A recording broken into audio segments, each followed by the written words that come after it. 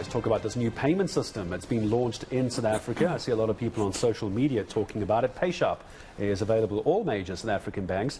It enables instant payments between them. But I know what you're wondering, isn't that already in place? That's why we've dragged in personal finance columnist Maya Fisher-French to talk about the money on this. So let's see, Maya. So I was under the impression as well that you can do instant payments between banks, but the difference is you have to pay for it each time. How is this different?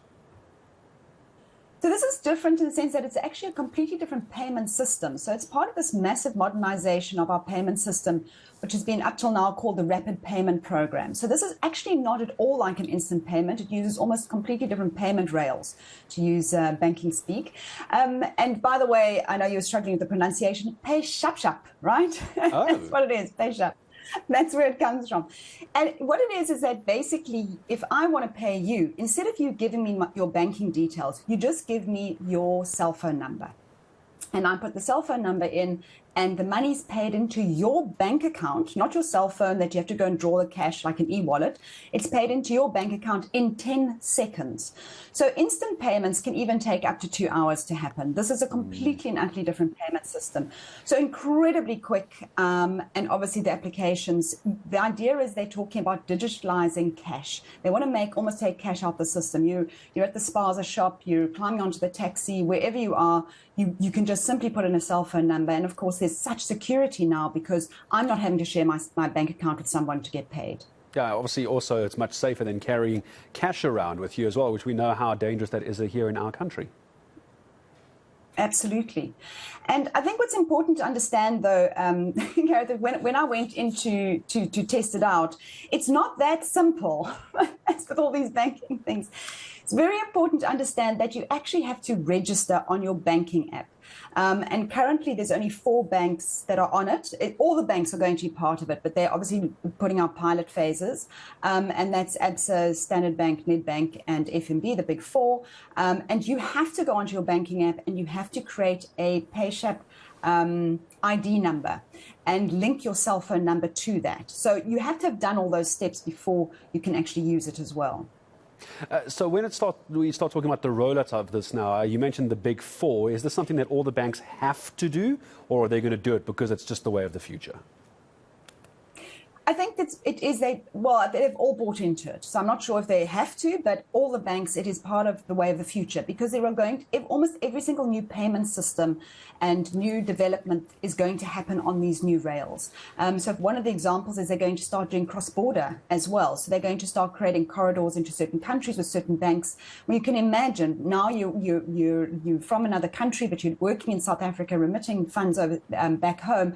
Imagine in 10 seconds your family having it. So these are the amazing developments that we're going to see coming forward. Another one is that I will be able to request money from someone, so you could actually ask for payment. You could just simply send a family member, which is usually what it is, saying, please help, I need money now, and that will be that payment can be immediately done. So there's so much technology and development that's going to come off this. But of course, we've got to watch the fees. And the fees have been an interesting one. So the banks have come up with very big range on fees. We have someone like Nedbank coming in at R1, FNB at R6, and then ABSA's got this weird tiering from R2.50 up to R45. So a little bit, I'm watching the pricing. Of course, when the sort of challenger banks like Capitec and Time Bank come in, that's going to be interesting. But I should also just mention it at this stage, because of security, you can only do up to R3,000. They are capping it at R3,000 at the moment. Yeah, I was about to ask you, what is the limit on that? And also, how does this affect in any way if, for example, I'm ABSA and you're ABSA, and we're using Payshap between the two of us? Is that now free, or is there still a bank charge to that? Because if we were using a normal banking app, Maya, you'll know if I'm paying ABSA to ABSA, you don't pay for that. So even if it's the same bank, is there a fee involved? Do you know? I actually don't know, because I've only seen their schedule of payments. They haven't put their bank to bank, but I am actually, funny enough, speaking to ABSA today, so I will find out. But again, Gary, this is not to replace all your payments. You know, you're going to say, right, this one's better suited for this. You know, you may still want to do an electronic funds transfer for various reasons. An instant payment may still be beneficial if you're doing more than R3,000. So I think it's just really adding in another payment option into the system. system. But yeah, I think the fees are, I know that the cost, I think, of the rails to the banks is about 50 cents. So, I think we need to see a lot of competition around here, because if you're wanting to get everyone to move away from cash and to start using this, you're going to have to make it very, very attractive financially.